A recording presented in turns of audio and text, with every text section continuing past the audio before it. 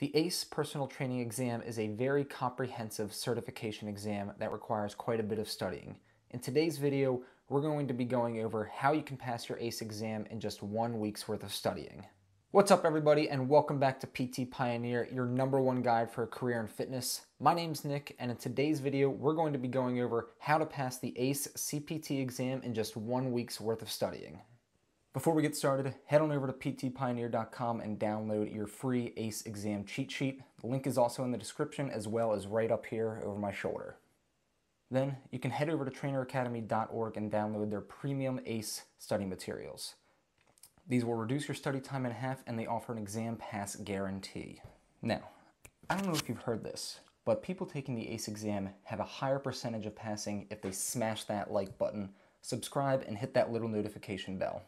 So if I were you, I'd go ahead and do that just so you're included in that stat. The ACE Personal Training Certification is a comprehensive fitness training curriculum designed to prepare you for your career as a fitness professional and personal trainer. The ACE exam consists of 16 chapters covering the scientific knowledge and practical aspects of being a personal trainer. Following your studying, you will take an in-person or online proctored final exam that will test you on the subjects from the textbook and the coursework that you have completed. The exam consists of 125 scored multiple choice questions, as well as 25 non-scored experimental questions. You'll receive a scaled score between 200 and 800 and will need a 500 to pass the exam. This requires answering at least 90 questions correctly. The domains of knowledge that you answer incorrectly do not matter for passing, but all that really matters is your total final score. Your ACE fitness certification is contingent on you passing this exam. Before sitting for the exam, you must have a valid CPR and AED certification. While we do not recommend cramming for this exam in one single week, sometimes circumstances force you to study for this exam in just 1 week's time. In this scenario, you can still prepare and pass your ACE certification exam just by studying for 1 week.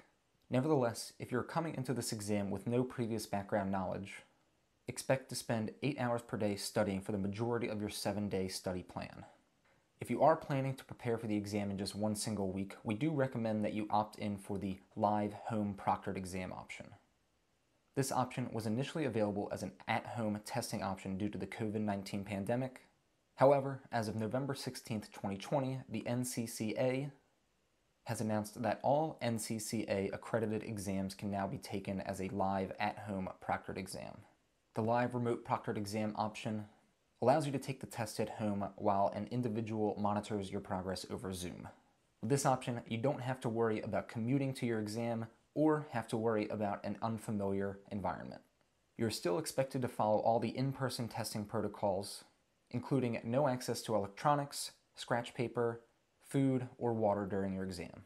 Also, be sure to inform the members of your household that you are taking an important exam and that you are not to be disturbed during this time.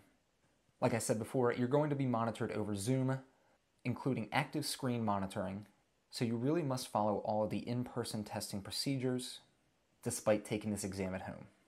Before we dive into the 1-week strategy for passing the ACE CPT exam, be sure to download our Trainer Academy ACE CPT cheat sheet, as it contains the most crucial information on the test and will help guide your studying. Now, with all that out of the way, let's break down our strategy for passing the ACE exam in just 1 week. Although the ACE textbook is over 700 pages long, not all of the information covered is equally important for passing the exam. While it's always beneficial to be as prepared as possible, when you only have a week to study, you need to focus your attention on the most important information. The ACE Integrated Fitness Model is the overall structure designed by ACE to give its personal trainers a framework for progressing clients from sedentary to physically active. This will be done through both resistance training and cardiorespiratory training. The ACE Integrated Fitness Model includes the following 4 phases for resistance training and functional movement. 1. Stability and mobility training. 2. Movement training. 3. Load training. And 4. Performance training. The Integrated Fitness Model also covers the following cardiorespiratory phases. 1. Aerobic-based training. 2. Aerobic efficiency training. 3. Anaerobic endurance training. And 4. Anaerobic power training. We aren't going to cover the ins and outs of every phase in this video.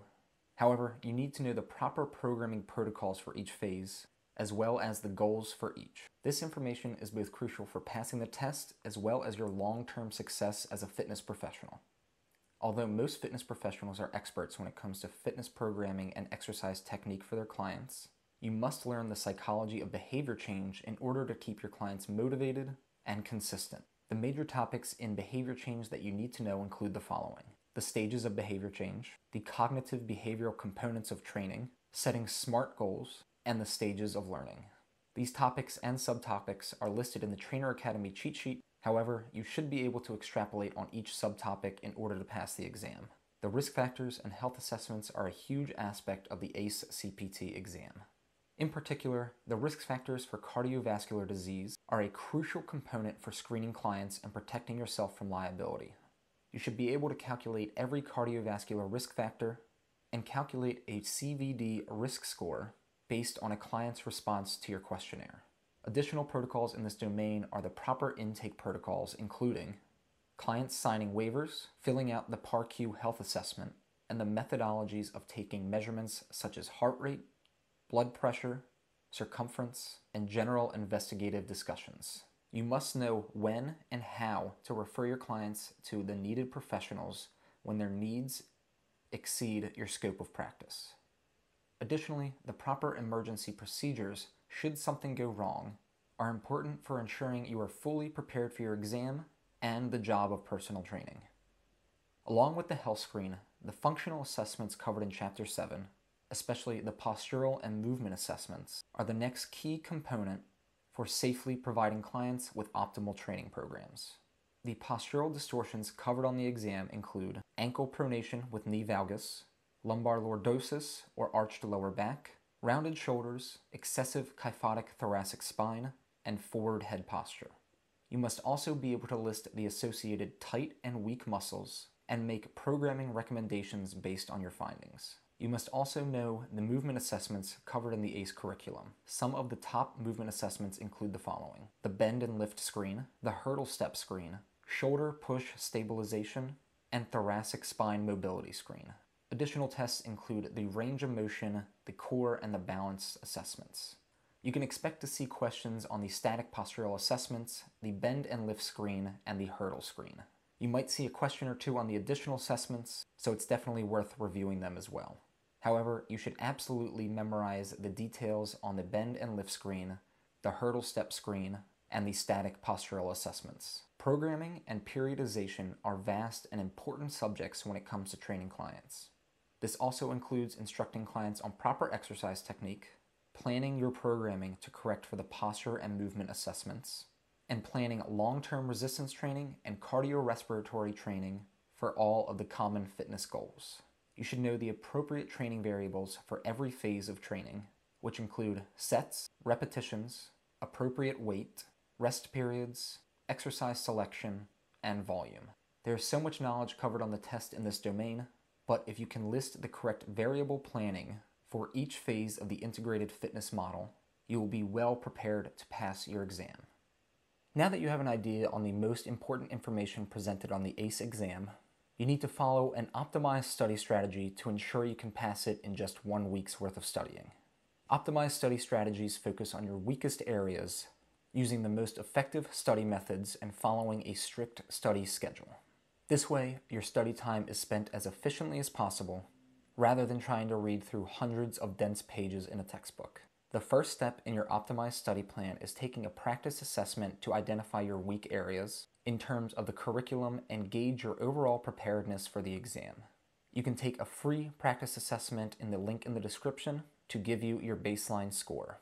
It is also beneficial to take an additional practice assessment throughout the week to gauge your study progress. Just remember, these tests are a way to assess the effectiveness of your studying and do not replace reviewing the actual material. Avoid spending excessive time taking multiple practice tests per day, as this would reduce your limited time available for studying. Once you've completed your practice exam, look at the results breakdown by domain. While passing each domain is not required for a passing score, provided that you answer the minimum of 90 questions correctly, the domain breakdown on your practice exam will help you improve your weaker areas of knowledge to boost your overall score on the exam. Once you have identified your weakest areas of knowledge, you are ready to plan out your actual week of studying.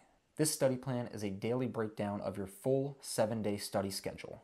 Our example plan assumes equal starting knowledge in all of the various domains. You will need to adjust your focus based on your practice exam results. You should still review the domains that you scored well on. However, most of your studying should focus on your weaker areas.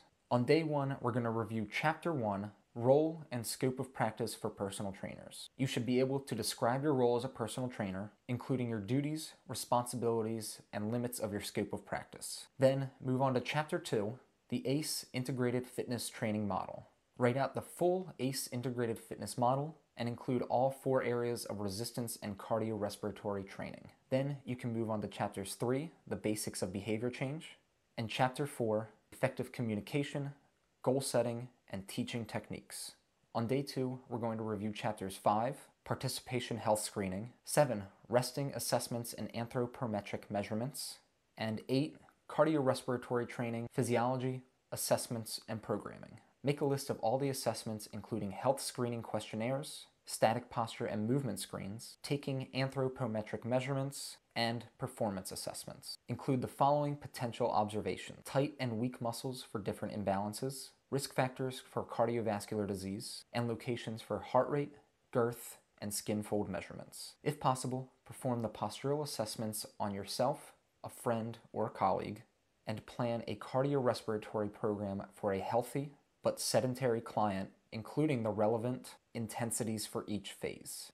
On day 3, review Chapter 9, Muscular Training, Foundation and Benefits, Chapter 10, Muscular Training Assessments, and Chapter 11, Integrated Exercise Programming, From Evidence to Practice. Create a sample program for a strength, hypertrophy, power, and weight loss goal, and include any relevant performance assessments you may need for programming. If possible, perform several of the workouts you have created using lighter weight and using only 1 set per exercise.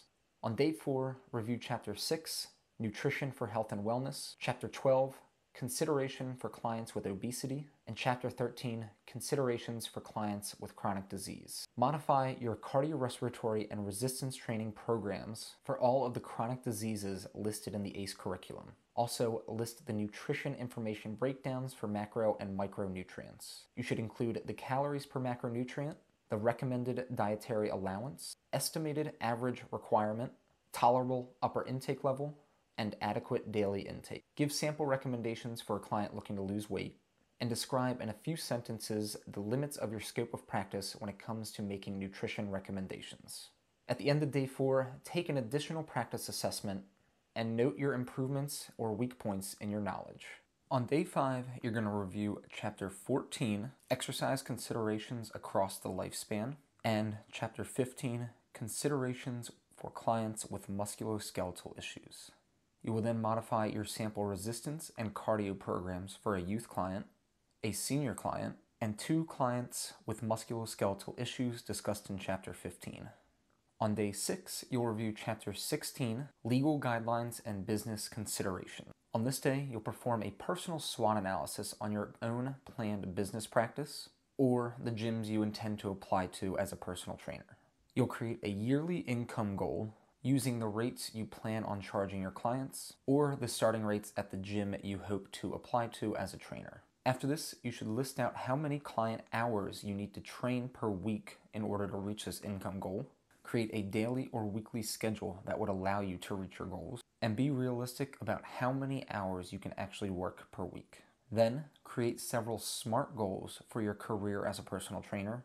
And finally, list the pros and cons for the different business options you have as a personal trainer.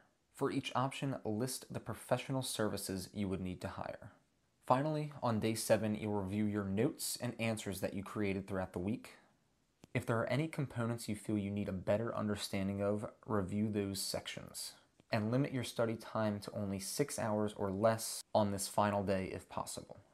And go to bed early enough to ensure you get a full 8 hours of sleep before your test. On day 8, wake up early, eat a light breakfast, and head to your exam location and arrive there about 30 minutes before your scheduled exam. If you're taking the live, remote, proctored exam, set up your testing space and open up Zoom and your exam software about 30 minutes before your scheduled time. Then, wherever you're taking this test, make sure you ace that exam. Good luck. Hey guys, make sure you still head over to PTPioneer.com and download the free ACE exam cheat sheet The link is in the description. And then head on over to traineracademy.org and download their premium ACE study materials. These will reduce your study time in half, and they also offer that exam pass guarantee. So don't miss out on those 2 exam study materials.